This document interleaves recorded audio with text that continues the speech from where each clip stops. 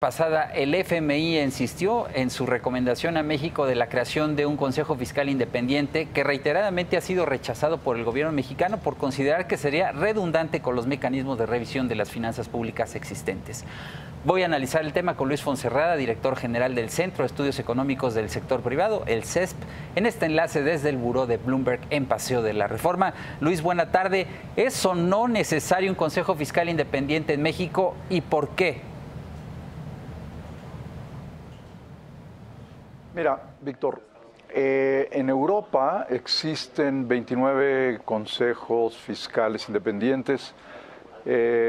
Todos los países de Europa tienen ya uno, todos los que componen la comunidad europea, porque fue un acuerdo general de la Unión Europea. Hubo dos documentos que así lo definieron y a partir del 2014 en Europa se llevaron a cabo. ¿Qué sucede? Incluso, por supuesto, todos los países miembros de la OECD en Europa tienen un consejo fiscal o una autoridad fiscal independiente. Se requiere en México,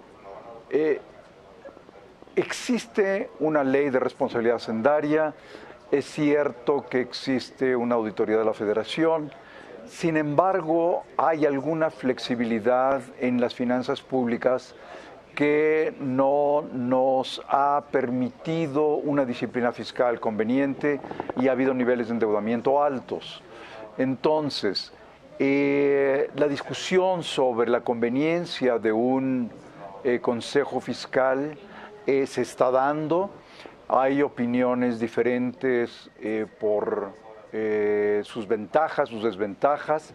Nosotros creemos que es importante llevar a cabo un amplio análisis, ver qué tipo de consejo, con qué funciones tendría que ser, porque la estabilidad macroeconómica realmente es claramente afectada por las finanzas públicas, y cuando tenemos finanzas públicas con falta de disciplina o excesos de deuda, sucede cosas como una devaluación, como ha pasado en el caso de México, y por supuesto la devaluación tiene un impacto en precios y al final tiene un impacto también en el poder adquisitivo de las familias. En ese sentido, creemos que discutir la posibilidad de un consejo fiscal es muy importante.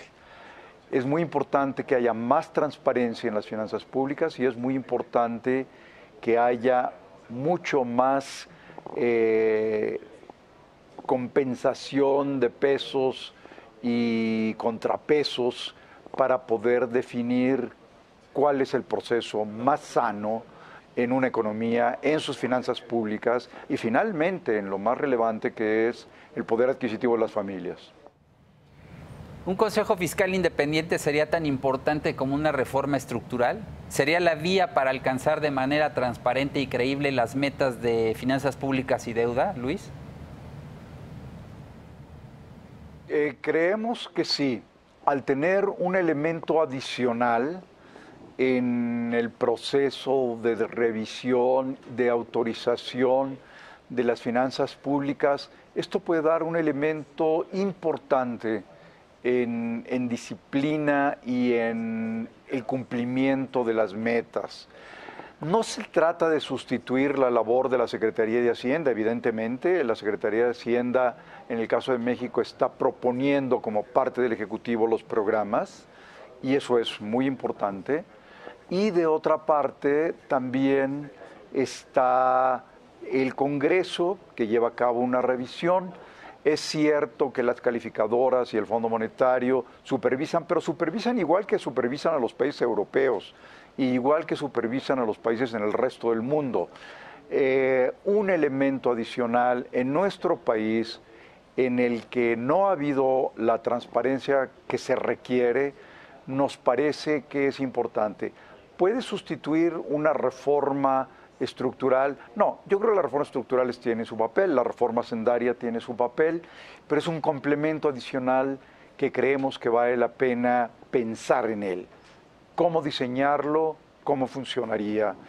¿En dónde estaría independiente del Ejecutivo, indudablemente?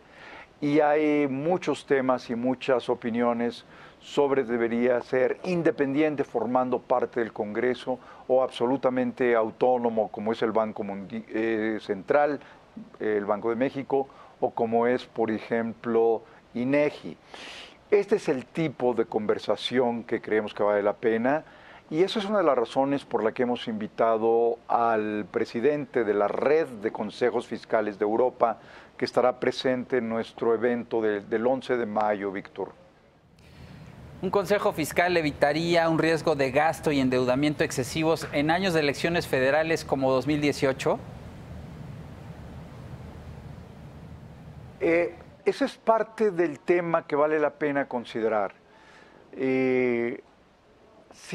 Pero yo te diría, prácticamente no importa qué administración sea, de qué partido provenga, creo que para la sociedad mexicana es fundamental tener estos balances y contrapesos y lograr más transparencia. ¿Cuándo tendría que existir? Yo creo que hay que definirlo primero, tener una modificación, un cambio importante, probablemente constitucional. Habría que ver, dependiendo de la definición y la estructura que se le dé.